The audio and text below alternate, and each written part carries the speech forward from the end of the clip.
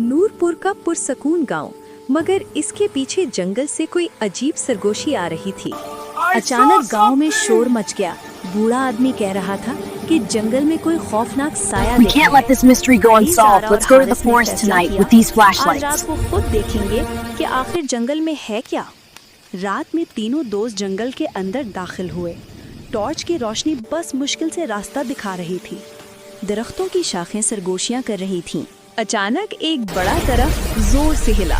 तीनों दोस्त डर के मारे पीछे हट गए। जमीन पर बड़े गहरे निशानात थे, जैसे किसी ने अपनी उंगलियों से मट्टी घसीटी हो। झाड़ियों के पीछे सुर्ख रोशनी छलकी और जंगल की आवाजें एकदम खामोश हो गईं।